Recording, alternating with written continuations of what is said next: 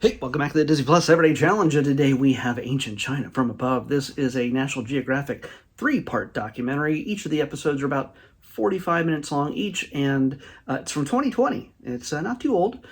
This takes Alan Maka, who is our host, our guide on this exploration of China, and so many ancient wonders of the world kind of things. They start out with one of the biggest, which is the Great Wall of China. What makes the Great Wall of China so great? Well, it's big, it's massive, it's long, and thanks to technology that we have today, whether it's from drones just buzzing around just a few hundred feet above, not even 100, but a few feet above their heads, to space. They're able to get a better idea of everything that the wall encompasses, and they've discovered that it's a whole lot bigger than we ever imagined.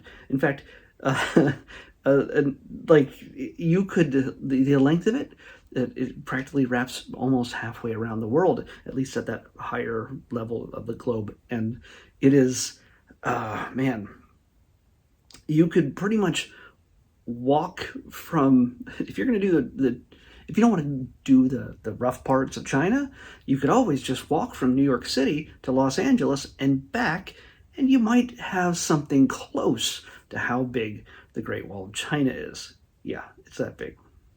So it's, about at least 5,000 feet, I think. No, 5,000 miles. Yeah, 5,000 feet isn't that much. 5,000 miles. I'm tired. Okay.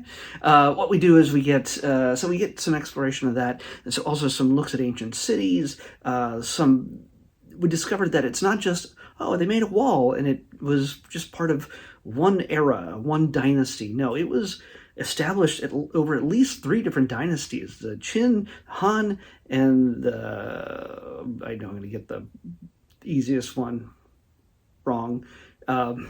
But anyway, I don't know much about Chinese history, but still, the idea is that there's a lot going on here. And one of the things I like about this is the fact that they do these sort of digital recreations of what it might look like. Yeah, it may not be 100% accurate, but based on how the walls are built, laid out, the cities and everything else, you get a kind of a neat idea of just what that world looked like and how it just sort of, rose, just sort of on the screen, it rises out of nothing. So it's kind of neat to see that. I like that bit when I like archaeology, I like architecture, things like that that build on that kind of research.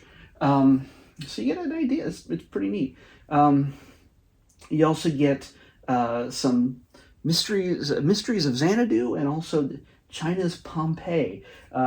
Mysteries of Xanadu is a lost city, mythical city, and the China's Pompeii looks at the massive natural disasters that have shaped the massive nation and the many eras over the years. So yeah, I only watched the first episode, so I learned a whole lot more about the Great Wall of China than I've ever known before. It'd be neat to go there one of these days, but I don't know if I'm ever going to get there. I just don't know. But it's neat to be able to see it in this way, both in its ancient ruins and also just seeing it build up through technology and new parts of it discovered. In fact, some parts of it go back like 4,000 years old. Beyond that, it's something we can't understand as Americans who can't seem to make it to 250 years. So, yeah. What else we got here? What was I gonna say? Yeah, the terracotta warriors are also in this. So if you want to get a neat look at where they're kept and stored, and some little facts about the terracotta warriors, and if you have no idea what I'm talking about, well, then you definitely need to watch this to understand the massive scope of the work that has gone into creating this immeasurable work of art. It's just incredible. And yeah, was it just a work of art? I don't know. So yeah, that's all I really got to say about this. If you're into the documentaries and National Geographic stuff, this is definitely one you want to check out, especially if you're into different cultures and looking at history and trying to discover new things that you may not know yourself, just offhand. Half the time we don't even know our own history here in America, and we go, why would I need to know Chinese history? I'm out of high school. You know what? Learn something new. It could be good for you. Let's pick tomorrow's episode. 220. Almost at the other end of the list. 220. Nope. I overshot it. All right. This is a movie. By the way, just so you know, we just did like a few documentaries in a row. That one I had listed as a series. It is a series, but I set aside, whether it's a series or a single thing, I set them aside as documentaries. I designate them as documentaries or live reality type things. So I had to change the designation of it, and it's still, we have more documentaries than we have all the other three categories combined: series, movies, and shorts. So get ready for a lot of documentaries over the next year, 200 days, whatever. Just saying, it's a lot, and there's always more coming.